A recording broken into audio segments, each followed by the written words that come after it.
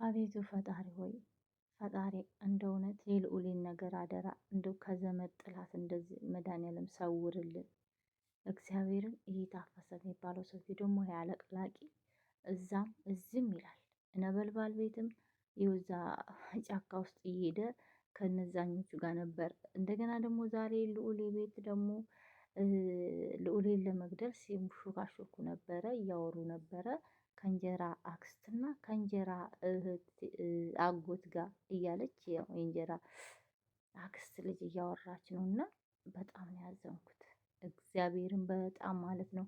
ልጅቷ ግን እውነት ጭንቅላት ያላት ልጅ ናት። ጭንቅላት ያላት ልጅ ናት። እውነት የእነሱን ሚስጥር ሰምታ እንደዚህ ማድረጓ ሰብአዊነት ስለተሰማት ነው። እና ልዑሌ ፈጣሪ አምላክ ካንተ ጋር ይሁን። እግዚአብሔር እውነቴን ነው ብሩኬን ያዳነ አምላክ ከዚህም ፊት እንደዛ መከሮችን ቀምስ እንትን ብለክ ያዳነህ አምላክ እሱ ያቀልሃል። እና እንደተባለው እነሱ ያቀመሱት ነገር ስላለ ነው እንጂ ልዑሌ በፍጹም በቀለበቱም አይደለም። ታያችሁ ትናንትና ቀለበት ይላሉ እንጂ የሆነ የሚሰጡት መድኃኒት አለ ሲሉ ነበርና እንደዛ ነው። እና አሁንም ምንድነው እግዚአብሔር እውነቴን ሁላችንም እንጸልይ። በተለይ ለልዑሌ በቃ ያሁኑ ደግሞ በጣም የባሰ ነው። በጣም ያስጠላል። የዘመድ ነው፣ እርስ በርስ ነው፣ እርስ በራሳቸው ደግሞ እንደዚህ የተፈላለጉ ነው። በጣም እርስ በርስ የተፈላለጉ ነው። ብቻ መድኃኒዓለም በቃ መጨረሻውን ያሳምረው። የሆነ በቃ መቋጫ ብጅለት ነው የምለው። ለልዑሌ አሁን ለወደፊት ራሱ ከባድ ነው ኢትዮጵያ ውስጥ ለመኖር ማለት ነው። ምክንያቱም ጠላትን ይከላከላል ወይስ ወገንን?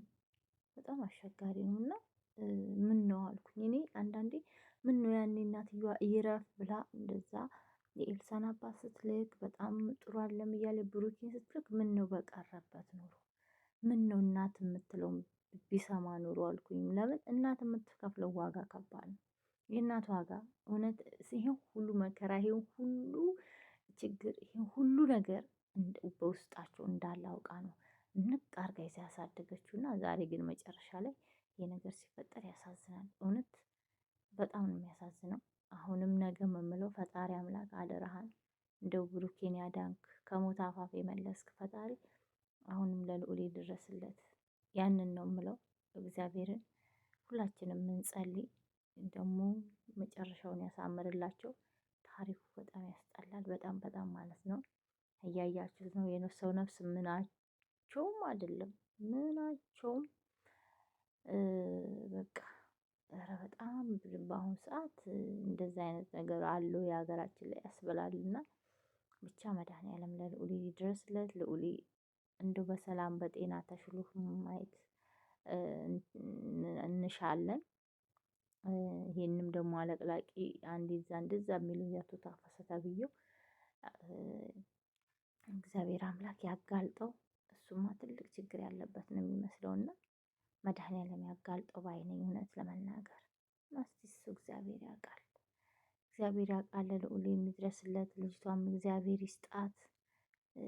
ያጋለጠችው ሚኪ አደራ ያው መቼም ልዑሌ ነው ከሰማችሁት አንፃር እንደምትጠብቁት ተስፋ እናደርጋለን። ምክንያቱም በአሁኑ ሰዓት ማንም ሊታመን ስለማይችል ማለት ነው። እና ውድ ቤተሰቦቼ እንደው በጣም ስለተሰማኝ ነው። መድኃኒዓለም ለልዑሌ ይድረስለት ለማለት እወዳለሁ። ይህን ጀግናችንን እግዚአብሔር ይጠብቀው። ሁሉንም ይህን ጉዳይ የሚያዙትን ያልያዙትንም ፈጣሪ ይጠብቃቸው፣ ከእነሱ ጋር ይሁን። በተረፈ ደህና ሁኑልኝ። ሁላችንም እንጸልይ።